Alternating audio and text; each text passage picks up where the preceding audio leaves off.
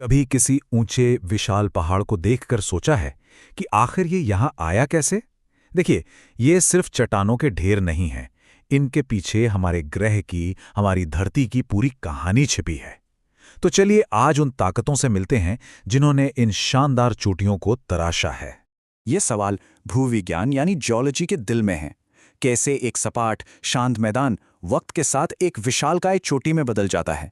इसका राज हमारी पृथ्वी की गहराइयों में छुपा है, जहां कुछ ऐसी जबरदस्त ताकतें काम कर रही हैं जिनकी हम कल्पना भी नहीं कर सकते। वैज्ञानिक इस पूरी जबरदस्त प्रक्रिया को एक खास नाम देते हैं, ओरोजेनी। अब ये सुनने में थोड़ा मुश्किल लग सकता है, पर आसान भाषा में इसका मतलब है पहाड़ बनाने की कला। ये तब होता है जब पृथ्वी की बाहरी परत, जिसे हम क्रस्ट कहते हैं, या तो किसी वजह से मुड़ जाती है या फिर टूट जाती है।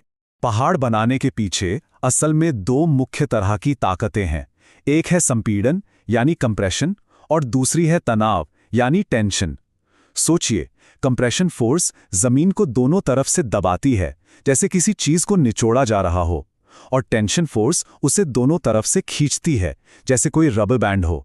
यही दो बल हमारे पहाड़ों के असली मूर्तिकार हैं। तो चलिए पहले कंप्रेशन फोर्स यानी इस बड़े दबाव को समझते हैं।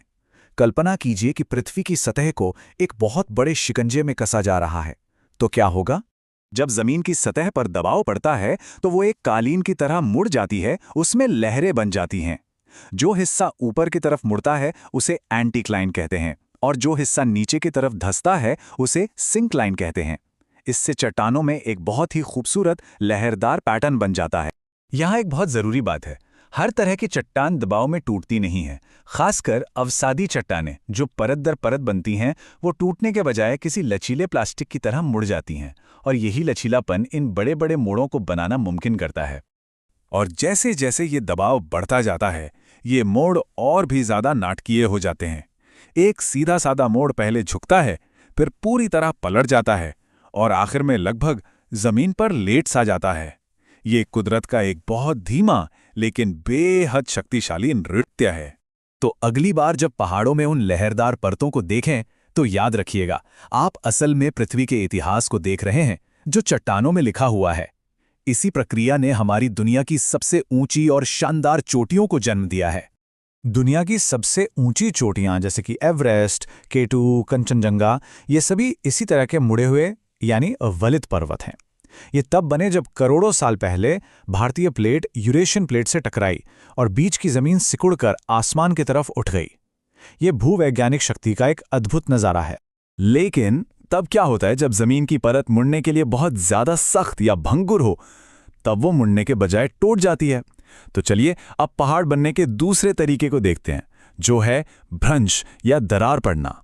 इन दरारों को फॉल्ट्स कहा जाता है।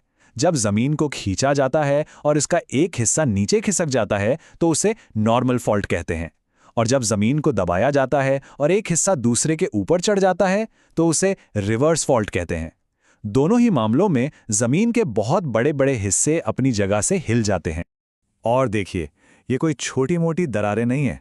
हम यहाँ पूरे के पूरे शहर के आकार के चट्टानी ब्लॉक्स की बात कर रहे हैं, जो या तो ऊपर उठ जाते हैं या नीचे धंस जाते हैं और पूरे लैंडस्केप को ही बदल कर रख देते हैं।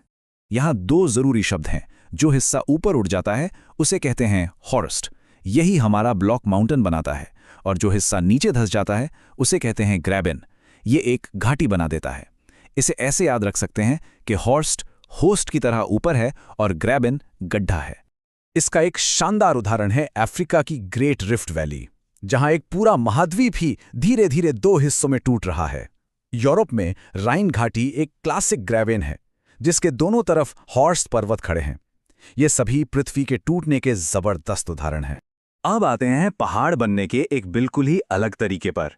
ये पहाड़ ना तो दबाव से बनते हैं ना खिंचाव से, बल्कि ये बनते हैं पृथ्वी के अंदर की आग से। जी हाँ, हम ज्वालामुखी पर्वतों की बात कर रहे हैं। इन्हें अक्सर संचय के पर्वत यानी जमा होने से बने पहाड़ कहा जाता है, और ये नाम बिल्कुल सही है। ये भी वक्त के साथ परत दर परत बनते हैं, लेकिन रेत या मिट्टी से नहीं, बल्कि लावा, राख और पिघली हुई चट्टानों से। प्रक्रिया सीधी है पर बहुत शक्तिशाली है।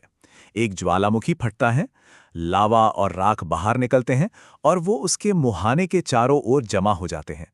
हर नए विस्फोट के साथ एक नई परत जुड़ती है और धीरे धीरे वो जाना पहचाना शंकु यानी कोन का आकार बन जाता है। दुनिया भर में हम इन आग के पहाड़ों को देख सकते हैं। जापान का मशहूर माउंट फूजी, फिलीपींस का माउंट मेयोन और इटली का माउंट एटना, ये सभी पृथ्वी की आंतरिक शक्ति के धधकते हुए प्रमाण हैं।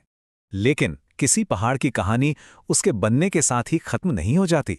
असल में जैसे ही एक पहाड़ बनता है, कुदरत उसे तोड़ना और तराशना भी शुरू कर देती है। ये बनने और बिगड़ने का एक कभी ना खत्म होने वाला चक्र है।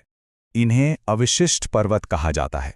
ये असल में उन विशाल पहाड़ों के बचे खुचे अवशेष हैं जिन्हें लाखों सालों में हवा, पानी और बर्फ ने धीरे धीरे घिस दिया है और अब सिर्फ सबसे सख्त चट्टानें ही बची रह गई हैं। और ये हमें एक बहुत ही दिलचस्प विचार की ओर ले जाता है कि हमारी पृथ्वी हमेशा एक संतुलन, एक बैलेंस बनाने की कोशिश में लगी रहती है। ये एक विशाल संतुलन बनाने का काम है जो लगातार चल रहा है। संतुलन बनाने के इस काम को आइसोस्टेसी कहा जाता है। इसे ऐसे सोचिए, पृथ्वी की जो सख्त बाहरी परत है वो नीचे की नरम पिघली हुई परत पर तैरती है, ठीक वैसे ही जैसे पानी में बर्फ का एक बड़ा टुकड़ा तैरता है। तो होता यह है कि जब किसी पहाड़ का वजन, मान लीजिए कटाव की वजह से कम हो जाता है, तो नीचे की जमीन थोड़ी सी ऊपर उठती है। ठीक वैसे ही जैसे बर्फ के टुकड़े से बर्फ पिघलने पर वो पानी में थोड़ा ऊपर आ जाता है और जब एक विशाल ग्लेशियर जैसा वजन उस पर पड़ता है तो जमीन थोड़ी नीचे धंस जाती है। ये एक लगातार चलने वाला जियोलॉजिकल एडजस्टमेंट है। तो हमने देखा कि कैसे पृथ्वी की परत के मुड़ने, टूटने और ज्वालामुखी की आग से पहाड़ बनते हैं और फिर कैसे समय और संतुलन की ताकतें उन्हें लगातार आकार देती रहती हैं। और ये संतुलन का सिद्धांत हमें आज के एक बहुत ही ज़रूरी सवाल की ओर ले जाता है। जैसे जैसे हमारी ध्रुवीय बर्फ की विशाल चादरें पिघल रही हैं, उस भारी वजन के हटने से पृथ्वी की सतह कैसे प्रतिक्रिया देगी?